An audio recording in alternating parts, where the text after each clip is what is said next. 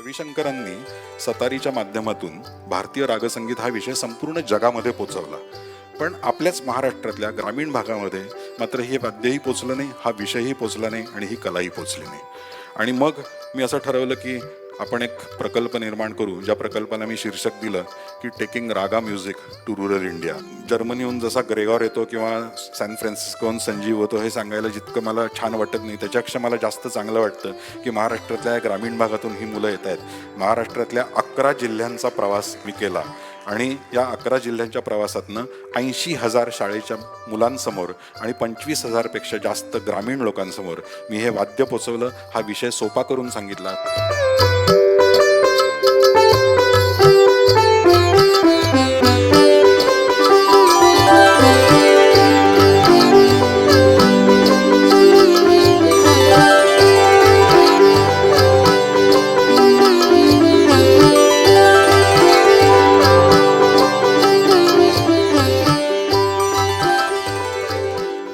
तळेगाव दाभाडेमध्ये मी राहतो.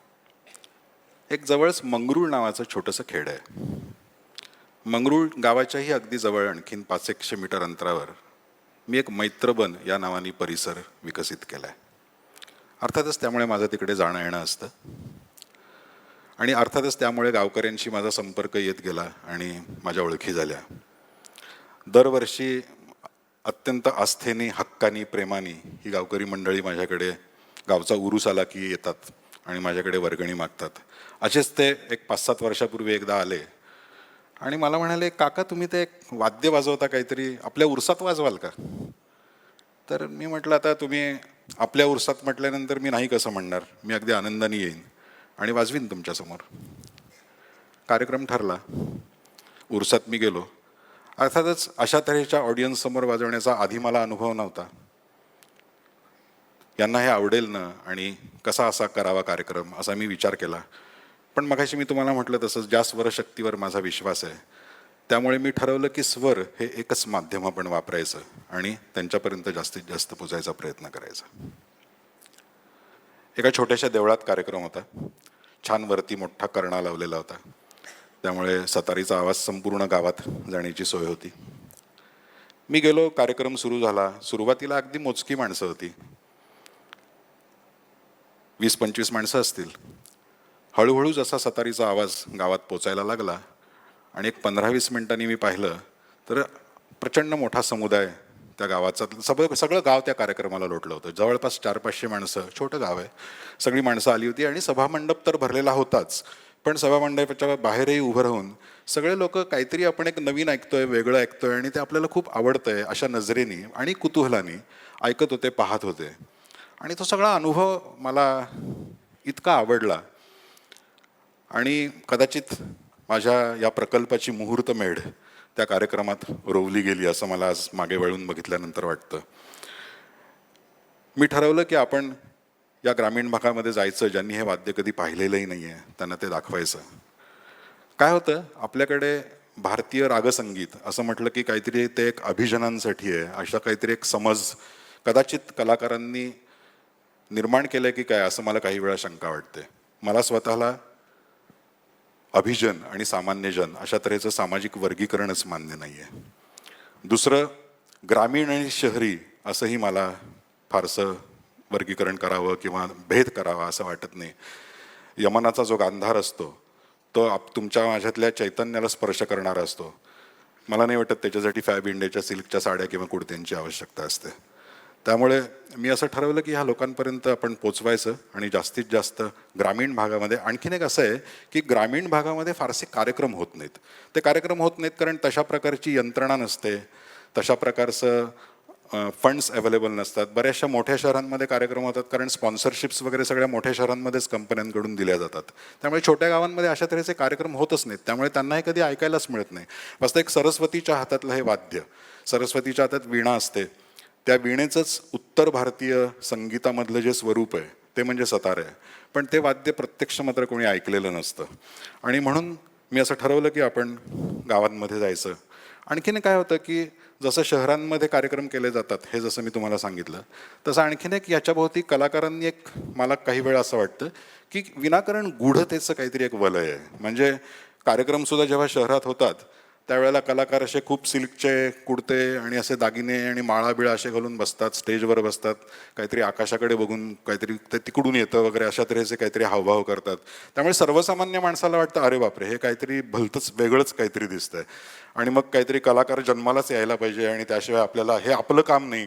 म्हणजे एखादा माणूस दिपून जाणं, भारावून जाणं मी समजू शकतो, पण तो थोडासा घाबरतो आणि तो थोडासा दुरावतो या संगीतापासून. आणि मी ठरवलं की आपण हे संगीत हा विषय डिमिस्टिफाय करायचा, या विषयाबद्दल सोप्या भाषेत लोकांना सांगायचं. आणि असं काही त्याच्यामध्ये नाही आहे की काहीतरी अलौकिक पारलौकिक किंवा तिकडून येतं, काही नाही. आपण जेव्हा माणूस म्हणून जन्माला येतो तेव्हा आपणच इतक्या क्षमता घेऊन आलेलो असतो आणि त्या जर आपण आपल्या ओळखल्या आणि त्याचा जर आपण विकास करायचा ठरवलं तर निश्चितपणे आपल्याला एखादी कला साधता येते, असा माझा विश्वास आहे. म्हणजे खूप काहीतरी तपश्चर्या केली पाहिजे, सर्वसंग परित्याग केला पाहिजे, अशी काही गरज नाही आहे.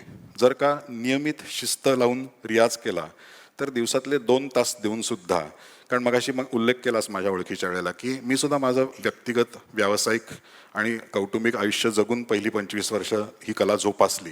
त्यामुळे नियमितपणे रियाज केला, तसं ज्ञान मिळालं आणि शिस्त पाळली तर याच्यासाठी काही फार मोठ्या तपश्चर्याची आवश्यकता आहे असं मला वाटत नाही. कलाकार जन्माला यावं असंही मला वाटत नाही. आपण स्वतःला घडवू शकतो असा माझा विश्वास आहे.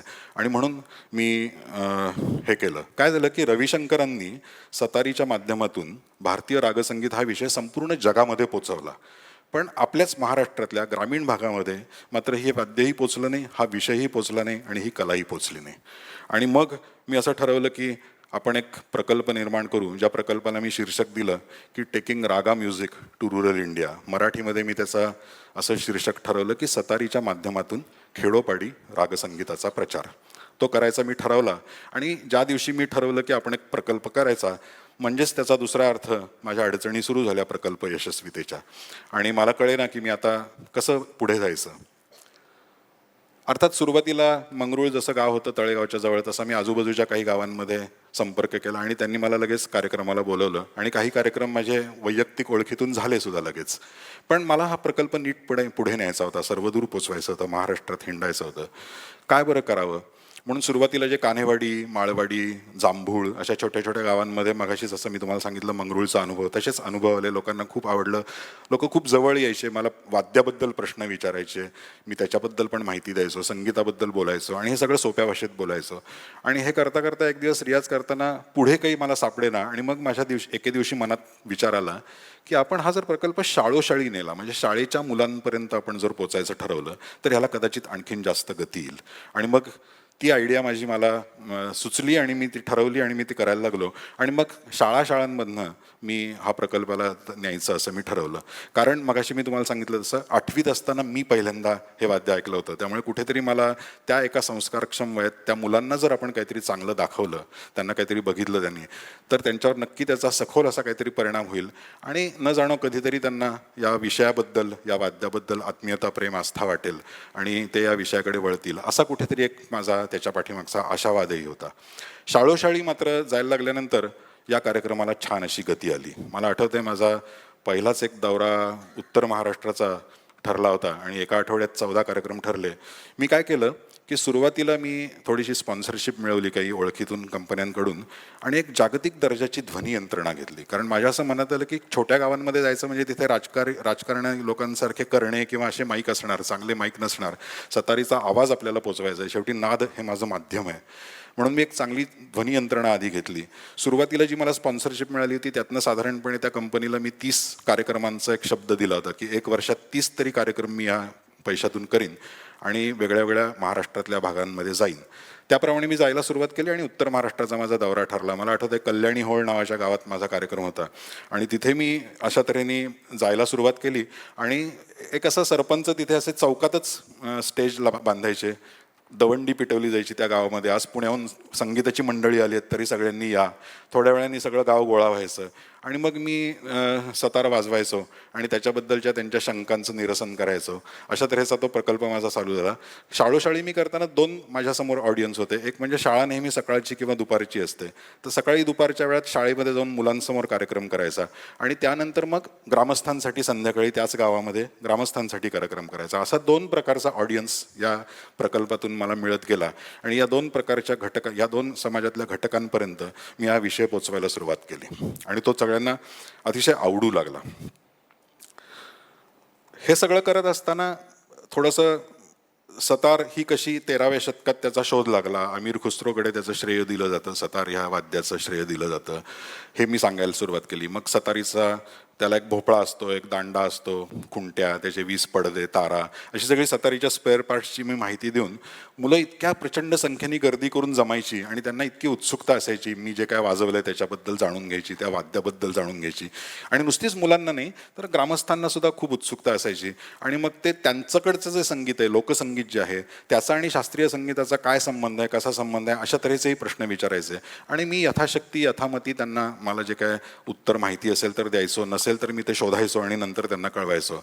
असा माझा तो सगळा प्रकल्प माझा सुरू झाला. आपण एक माझ्या सुरुवातीच्या या प्रकल्पाच्या वेळी डॉक्युमेंटेशनसाठी म्हणून माझ्या एका मित्राला मी बोलवलं होतं की मी जे कार्यक्रम करतो त्याचं मला असं वाटलं डॉक्युमेंटेशन असावं, त्याचं एक छान आपण रेकॉर्डिंग करून ठेवावं. म्हणून मुंबईचा माझा एक मित्र दीपक थॉमस तो माझ्याबरोबर आला होता आणि त्यांनी प्रत्येक या सगळ्या कार्यक्रमांचे व्हिडिओ केले. त्यांनी सगळं हे करताना तो मला म्हणाला की ह्याच्यातनं एक खूप चांगली फिल्म होऊ शकेल, डॉक्युमेंटरी होऊ शकेल. आणि त्यांनी एक अतिशय सुंदर फिल्म या प्रकल्पावर केली. त्यातला काही छोटासा भाग आपण आज आत्ता इथे बघणार आहोत आणि मग मी माझं पुढचं बोलणं कंटिन्यू करणार आहे.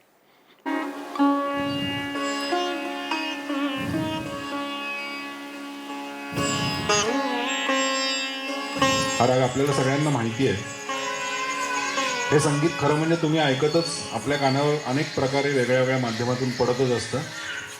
आपल्याला फक्त याला काय म्हणतात हे माहिती नसतं आणि त्याचा आनंद घेण्यासाठी आपल्याला ते फार माहिती पाहिजे अशी आवश्यकता नाही. आपण सगळ्यांनी त्याचा आनंद नक्कीच घेऊ शकतो, कारण हे संगीत किंवा चांगला कुठलाही आवाज माणसाच्या कानावर परिणाम करतोच आणि हे तर थेट आत्म्याला भिडणारं संगीत आहे. त्यामुळे हे आपल्याला सगळ्यांनाच आवडेल अशी मला आशा आहे.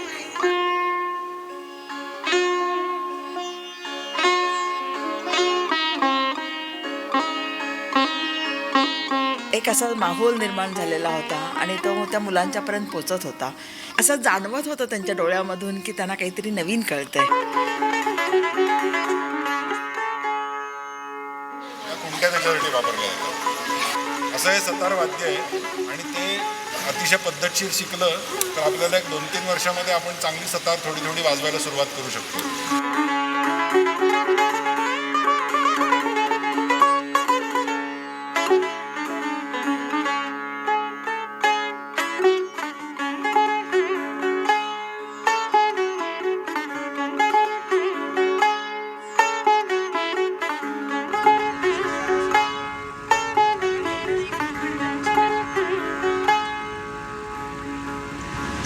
ताकी आहे.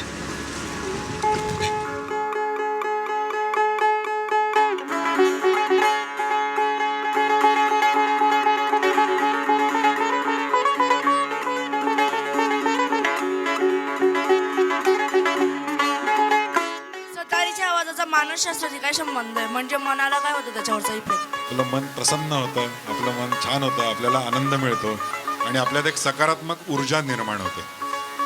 ऐकलंस का उत्तर?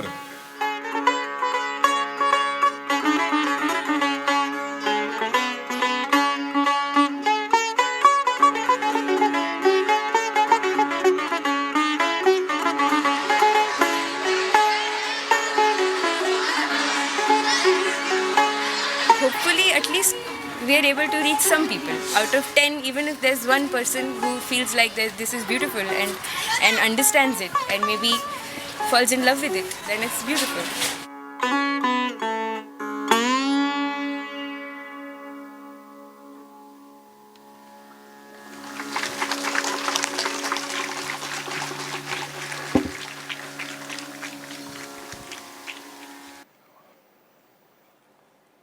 वेली नावाच्या गावात मी गेलो होतो नंदुरबार जिल्ह्यामध्ये आणि आश्रमशाळा होती आणि त्या आश्रमशाळेत डॉक्टर कांतीलाल टाटिया नावाचे तिथले एक समाजसुधारक आहेत, त्यांनी ती शाळा चालवतात. त्या गावात मी गेलो होतो आणि तिथे कार्यक्रम झाला. आपण आता जो शेवटचा भाग बघितला तो त्यातला होता. आणि वाजवताना लाईट गेले आणि जवळ समोर 600 मुलं बसलेली. पण लाईट गेले तरी सगळी मुलं ती अतिशय शांत चित्ताने बसून होती आणि त्यांनी माझं संगीत शेवटपर्यंत ऐकलं. मी त्यांना नंतर आवाहन केलं की तुमच्यापैकी कोणाला काही प्रश्न विचारायचे असतील, काही बोलायचं असेल तर बोला. आणि त्या मुलांनी मला अनेक प्रश्न विचारले आणि डॉक्टर टाटिया मला म्हणाले, सर तुम्ही काय केलं, तुमच्या संगीताने काय जादू केली मला सांगता येणार नाही, पण ही माझी मुलं शाळेतली कधी बोलत नाहीत, आदिवासी मुलं बोलतच नाहीत, ते आज बोलली मुलं.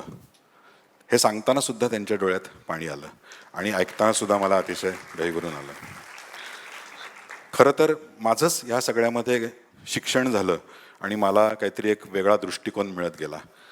मला हे सांगू लागलो मी मुलांना की एक ॲक्टिव्ह एंटरटेनमेंट आणि पॅसिव्ह एंटरटेनमेंट अशी म्हणजे प्रत्यक्ष कृतिशील अशी काहीतरी एक मनोरंजनाची संकल्पना मी मुलांना सांगू लागलो. मला आठवते एक कार्यक्रम माझा परत उत्तर महाराष्ट्रातलाच 1 जानेवारीला होता आणि मी सहज बोलता बोलता म्हणालो की मुलांना तुम्हाला मी सांगू का, 1 जानेवारीला मी सतार वाजवत असल्यामुळे दरवर्षी मी वर्षाची सुरुवात 1 जानेवारीला पहाटे लवकर उठून करतो. त्यामुळे 31 डिसेंबरला मी रात्री उशिरा जागत नाही, लवकर झोपतो आणि पहाट माझी छान 1 जानेवारीची सतार वाजवून मी सुरू करतो. आणि तुम्हाला खोटं वाटेल पण मला 1 वर्षांनी कमीत कमी 30 ते 35 पत्र आली मुलांची की ते 1 जानेवारीला लवकर उठले आणि त्यांनी त्यांच्या वर्षाची सुरुवात चांगली केली. असं काहीतरी जेव्हा त्या मुलांकडनं येतं. आपल्याकडे या ग्रामीण भागामधून पत्र लिहिण्याची एक खूप छान सवय मुलांना असते. मला अनेक पत्र, माझ्याकडे शेकडो पत्रांचा असा खजिना आहे जी माझी आज मला श्रीमंती वाटते. अशी अनेक मुलांनी अतिशय सुंदर आणि भावपूर्ण पत्र लिहिलेली आहेत. आणि आता मी हार्मोनी स्कूल ऑफ सतार या नावाने माझी सतारीची शाळा चालू केली. मला सांगायला छान वाटतं की माझी एक समता नावाची 14 वर्षाची विद्यार्थिनी आहे. ती 9 वर्षाची असताना सतार शिकायला आली. ती मला सांगते, सर मी स्कूल बसमधनं जेव्हा जाते शाळेत तेव्हा तुम्ही शिकवलेली सगळी यमनची वाक्य माझ्या स्कूल बसमधल्या सगळ्या मुलांची पाठ झाली आहेत. परवा तिचे वडील मला भेटले होते. मी आमच्या अशाच गप्पा मारत होते. ते म्हणले, सर काय झालं आहे माहिती आहे का की या वयामध्ये जी एक ऊर्जा असते या मुलांमध्ये, त्या ऊर्जेला एक छान अशी वाट मिळाली आहे आणि ती ऊर्जा नाहीतर मुलं वाया घालवतात किंवा काहीतरी वेगळ्या गोष्टींमध्ये घालवतात आणि ती छान अशी ऊर्जा त्यामुळे आम्हाला समताचं टीनेजमधलं ग्रोईंगची काही समस्याच आम्हाला जाणवल्या नाहीत. ती अशी खूप छान त्याच्यामध्ये वेळ घालवते. मला वाटलं अरे वा किती छान, असं पण काहीतरी होतं या संगीतामुळे. मग योगिता म्हणून माझी एक स्टुडंट आहे. ती पूर्वी तिला विचारलं की तू काय करतेस, की ती थोडी विनाकारण संकोचाने मी हाऊसवाईफ आहे असं सांगायची. पण आता मात्र ती सांगते मी सतार वाजवते, मी सतारवादक आहे असं शांतपणे सांगते. मंगेश माझा विद्यार्थी आहे. तो मला सांगतो की दर बुधवारी मी क्लासला येतो ते माझ्यासाठी एक चार्जिंग स्टेशन असतं. आपला क्लास झाला की पुढचे 5 दिवस मी माझ्या व्यवसायात छानपणे मी काम करू शकतो. त्यामुळे बुधवारी मी चार्जिंग स्टेशनसारखं बॅटरी चार्ज करायला येतो. असे अनेक मला स्टुडंट्स भेटतात आणि त्यांच्याकडनं अशा तऱ्हेचे फीडबॅक मला मिळतात. जसं मी तुम्हाला वेलीचा अनुभव सांगितला, मला माळीनगरचा एक अनुभव सांगावा असं वाटतं की तिथे शाळेत अकलूजच्या जवळ माळीनगरमध्ये माझ्या शाळेत कार्यक्रम झाला. 2 छोट्या मुली माझ्याकडे आल्या आणि मला म्हणाले, सर तुम्ही आमच्या घरी या ना. त्या दोघी बहिणी होत्या एकमेकीच्या. त्यांचा तो एकूण 20-वर ऐकून मला असं वाटलं की मी जायलाच पाहिजे. मी त्यांच्या घरी गेलो आणि त्यांच्या वडिलांना भेटलो, आईला भेटलो आणि मला जे काही संगीताबद्दल वाटतं ते सगळं बोललो त्यांच्याशी.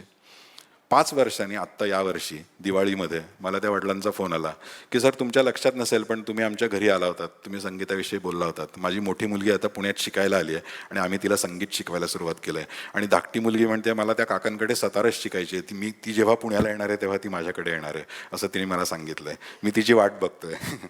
तर असे अनेक म्हणजे आता माझ्या शाळेमध्ये सोलापूरच्या जवळच्या वाघुली नावाच्या गावातून पूजा शिकायला येते. ती अशीच अनेक महाराष्ट्रातल्या वेगळ्या वेगळ्या भागातून शिक्षणासाठी किंवा नोकरीसाठी पुण्यात जेव्हा ते लोक येतात तेव्हा त्यांना ती आठवण येते. कोणीतरी सांगितलेलं असतं माझ्याकडे येतात. उदाहरणार्थ म्हणजे मी तुम्हाला सांगितलं तसं ती पूजा जशी सोलापूरच्या वाघुली जवळची आहे तसा भंडारा जिल्ह्यातल्या लाखाणी नावाचा एक मृणाल नावाचा मुलगा माझ्याकडे शिकायला येतो. अमरावतीची सई येते किंवा बारामतीचा सागर येतो. अशी अनेक मुलं महाराष्ट्रातल्या वेगळ्या वेगळ्या भागातून येतात आणि माझ्याकडे सतार शिकतात. आणि मला जर्मनीहून जसा ग्रेगॉर येतो किंवा सॅन फ्रान्सिस्कोहून संजीव होतो हे सांगायला जितकं मला छान वाटत नाही त्याच्यापेक्षा मला जास्त चांगलं वाटतं की महाराष्ट्रातल्या या ग्रामीण भागातून ही मुलं येत आहेत. म्हणजे हे संगीत आज न उद्या या ग्रामीण भागात पोचेल, हे वाद्य पोचेल. त्या वाद्याबद्दल माझ्या मनात जो एक अपार असा कृतज्ञतेचा भाव आहे, त्या कदाचित त्या भावापोटीच माझ्याकडनं हे काम होत असावं असंही मला वाटतं. आणि मला तुम्हाला सगळ्यांना सांगायला अतिशय आनंद होतो की आजवरच्या माझ्या ह्या सगळ्या 6 वर्षांच्या प्रवासात तो जो पहिला कार्यक्रम होता तो माझा 15 जून 2013ला झाला होता मंगरुळ गावातला. आणि आत्तापर्यंत माझे 114 कार्यक्रम महाराष्ट्रामध्ये झाले. महाराष्ट्रातल्या 11 जिल्ह्यांचा प्रवास मी केला आणि या 11 जिल्ह्यांच्या प्रवासातनं 80,000 शाळेच्या मुलांसमोर आणि 25,000पेक्षा जास्त ग्रामीण लोकांसमोर मी हे वाद्य पोचवलं. हा विषय सोपा करून सांगितला, सोप्या भाषेत सांगितला. आणि त्यामुळे मला खूप छान काहीतरी असं वाटलं की महाराष्ट्रात हे वाद्य जर सर्वदूर पोचलं तर त्याचं छोटंसं एक त्याला मी निमित्त होईन, ही जी भावना आहे ती भावनाच मला हे कार्य पुढे करायला भाग पडते, आनंद देते आणि मी ते जीवनाचं व्रत म्हणून स्वीकारलं आहे. थँक्यू.